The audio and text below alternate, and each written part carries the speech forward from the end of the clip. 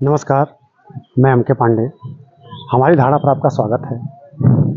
आज हम आपको एक ऐसी अपनी धारणा सुनाने जा रहे हैं, अपने मन का विचार बताने जा रहे हैं, जो हमेशा से एक उत्सुकता बनी रही है कि इसके बारे में जानकारी जुटाई जाए और जल्दी से इसके बारे में शोध हो और यह ज्ञान चारों तरफ बढ़ाया जाए।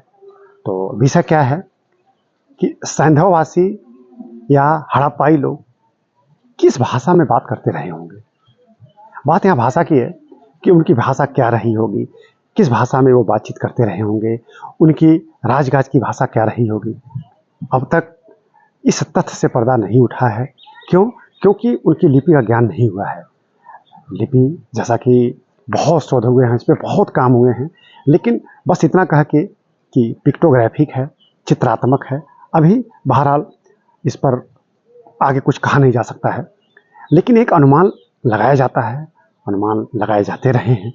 तो हम भी अब तक जितनी सामग्री उपलब्ध है, हमारे पास जो सामग्री है, उसके अध्ययन करने के बाद, उसको पढ़ने के बाद हमने भी एक निष्कर्ष निकाला है, अपनी धारणा बनाई है, हमने उस पर अपना विचार बनाया है। वही आपके सामने हम व्यक्त करने जा रहे हैं, प्रकट करने जा रहे हैं। हमारी यह धारणा, हमारे यह विचार सही भी हो सकते हैं, गलत भी हो सकते हैं, क्योंकि अनुमान है। तो हमारे इस अनुमान को न तो रियल फैक्ट्स माना जाए, न ही यह माना जाए कि हम गलत जानकारी दे रहे हैं। ये गलत जानकारी और सही जानकारी की बात नहीं है, क्योंकि इस पर अभी सही शोध नहीं हुए हैं और इसके बारे में पुष्ट प्रमाण प्राप्त नहीं हुए हैं। तो एक धारणा है, तमाम जगह पे ऐसी धारणाएं व्यक्त की गई हैं, लोग व्यक्त करते रहते हैं कि अनुमान हम भी लगा रहे हैं। तो हम आते हैं थोड़ा सा कि कैसे कैसे किस तरह से सभ्यता वहाँ तक पहुँची, फिर आगे क्या हुआ कि उतनी बड़ी सभ्यता का पतन हो गया। तो थोड़ा सा हम इतिहास में जाएंगे। सैंधव सभ्यता हमारे पश्चिमोत्तर क्षेत्र में पाकिस्तान मिला के गुजरात, राजस्थान, उत्तर प्रदेश, पंजाब, जम्मू कश्मीर, बड़े व्यापक क्षेत्र में इस सभ्यता का विस्तार था। लगभग 13 लाख वर्ग किलोमीटर में ईसा पूर्व 2500 से लेकर 1750 के बीच में यह सभ्यता काफ़ी फली फूली यह सभ्यता थी। पूरी तरह से नगरीकृत व्यवस्था थी और उच्च स्तर की, उस समय की उच्च स्तर की यह व्यवस्था थी। इतनी उच्च स्तर की व्यवस्था कि इसमें कहा जाता है कि मोहनजोदड़ो और हड़प्पा दो जुड़वा राजधानियाँ थी। लोगों का जीवन कैसा रहा होगा, कैसा नहीं रहा होगा, लोगों का बौद्धिक स्तर कैसा रहा होगा, लिपि का ज्ञान होगा, भाषा का ज्ञान होगा, तभी कुछ इसके बारे में हम बता पाएंगे, इससे पर्दा उठ पाएगा। लेकिन जो कुछ भी जानकारी प्राप्त हुई है और जानकारियों को जब आपस में जोड़ा जाता है तो बहुत सारी जानकारियाँ जुड़ती हुई प्रतीत होती हैं, अनुमान लगाया जाता है। तो ईसा पूर्व 2500 से लेकर 1750 तक यह सभ्यता फली फूली थी। इसके बाद यह सभ्यता लुप्त हो गई, नष्ट हो गई। तमाम कारण हैं, हम उस पर नहीं जाएंगे। अब उसके बाद ईसा पूर्व 1500 से लेकर वैदिक सभ्यता, वैदिक संस्कृत की शुरुआत है। अब 6ठी शताब्दी ईसा पूर्व आते हैं तो 16 महाजनपद से तो हमारे पास पक्का इतिहास है, इतिहास उपलब्ध है। हमारे पास पुराण है, पुराणों से भी बहुत सारी जानकारियाँ प्राप्त होती हैं। अब हम बड़े संक्षेप में आते हैं कि प्राचीन काल में जहाँ से ऐतिहासिक प्रमाण प्राप्त होते हैं, तब से कौन सी भाषा रही होगी।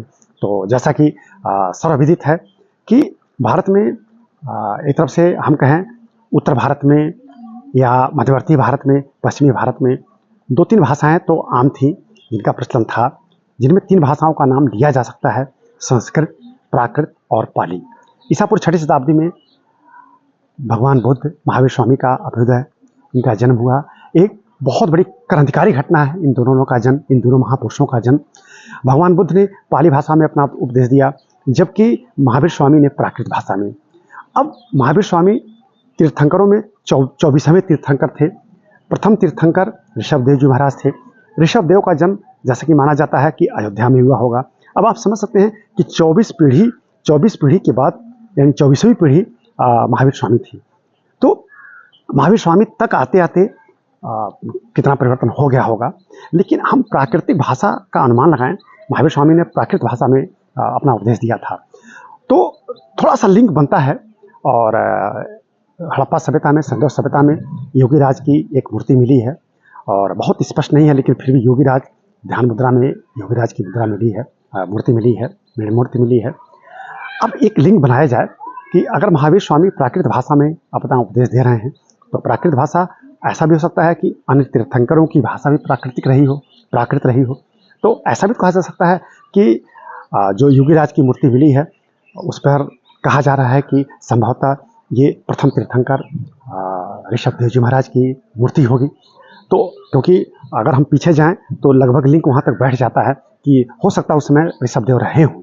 तो अब लेकिन ये पुष्ट प्रमाण नहीं है, बस अनुमान के आधार पर कहा जा रहा है। तो हम मान सकते हैं कि हड़प्पाई लोगों की, संदेह सभ्यता की, संदेह वासियों की सामान्य बोलचाल की भाषा प्राकृत रही होगी या पाली रही होगी, क्योंकि प्राचीन भाषाओं में अन्य भाषाओं की जानकारी नहीं प्राप्त होती है उत्तर भारत, मध्य भारत, पश्चिमी भारत से। तो प्राकृत रही होगी, जैसा कि जो साक्ष्य इतिहास में उपलब्ध हैं प्राकृत भाषा के संदर्भ में, उनके आधार पर कहा सकता है या तो प्राकृत रही होगी या तो पाली रही होगी। लेकिन आम बोलचाल की भाषाएं यही दोनों थी और राजकाज की भाषा संस्कृत रही होगी, तो यह भी नहीं कहा जा सकता है। दक्षिण भारत में हम जाएं तो दक्षिण भारत की सबसे प्राचीन भाषा तमिल है। अब तमिल से भी पहले अगर हम चलें सिंघल द्वीप यानी श्रीलंका में, तो सिंघली वहाँ बोली जाती थी। अगर हम रामायण का यहाँ उदाहरण लें तो रामायण काल में रावण के समय में सिंघल भाषा रही होगी, क्योंकि रावण संहिता भी आती है। कहा जाता है कि रावण ने संहिता लिखी थी और सिंघली भाषा में लिखी थी। तो यह भी हो सकता है कि उस सिंघली भाषा से तमिल की उत्पत्ति हुई हो, यह भी हो सकता है कि संस्कृत से तमिल की उत्पत्ति हुई हो। अब इससे पर्दा उठ नहीं पाया ठीक से, लेकिन एक अनुमान लगाया जा सकता है। तो हम कह सकते हैं कि दक्षिण में दो भाषाएं थी, तमिल और सिंघली, जो कि क्योंकि श्रीलंका कभी भारत का अंग हुआ करता था, कभी नहीं, कभी हुआ। राजेंद्र चोल के समय में तो पूरा श्रीलंका भारत का ही अंग था, तो हम उसको अपने में जोड़ के चलते हैं। तो दक्षिण भारत में सिंघली भाषा और तमिल भाषा दो भाषाएं थी, लेकिन उत्तर और मध्यवर्ती भारत में तो तीन भाषाएं थी, प्राकृत, पाली और संस्कृत। लेकिन इससे तो इतिहासकार सहमत हैं ही कि पाली और प्राकृत ये आम बोलचाल की भाषाएं थी। और ईसा पूर्व दूसरी सदी में अगर हम देखें, दूसरी सदी पहली सदी ईस्वी के आसपास मध्यवर्ती भारत में जो सातवाहन वंश थे, इनकी प्राकृत का संरक्षण था। प्राकृत इनकी राजकाज की भाषा थी और संस्कृत को भी इन्होंने भारी प्रश्रय दिया था। इस आधार पे और फिर वाणी की अष्टाध्यायी है ईसा पूर्व चौथी पाँचवीं शताब्दी, तो संस्कृत का व्याकरण ग्रंथ है। इस आधार पे भी हम कह सकते हैं कि संस्कृत का तो अच्छा खासा वर्चस्व था और संस्कृत से सहमति बन ही जाती है, संस्कृत प्राचीन भाषा हमारी है। लेकिन आम बोलचाल की भाषा लोग किस भाषा में आम लोग बात करते रहे होंगे, तो ऐसा लगता है कि उत्तरी मध्यवर्ती भारत में, पश्चिम भारत में आम बोलचाल की भाषा निश्चित रूप से प्राकृत और पाली ही रही होगी। और जहाँ तक संदेहवासी हैं, अगर हम महावीर स्वामी से लिंक बनाएं, ऊपर तक जाएं हम, तो ऐसा लगता है संदेहवासियों के भी आम बोलचाल की भाषा प्राकृत ही रही होगी। हमने बड़े संक्षेप में अनुमान के आधार पर अपनी धारणा व्यक्त की है और एक अनुमान आपके सामने रखा है। यह अनुमान गलत भी हो सकता है, सही भी हो सकता है। जानकारियाँ जुटाई जाती हैं, उस आधार पर बोलने की कोशिश की जाती है। तो हमने आपके सामने अपनी बात रखी और आप भी इस पर चिंतन मनन कीजिएगा। आपके पास सामग्री उपलब्ध हो तो आप भी रिसर्च कीजिएगा, पढ़िएगा और ज्ञान इस तरह से बढ़ता है। तो हम अपनी जानकारी यहीं समेटते हैं, यहीं रोकते हैं। यह वीडियो यहीं बंद किया जाता है। आगे ऐसी ही जानकारी और दी जाएगी। धन्यवाद।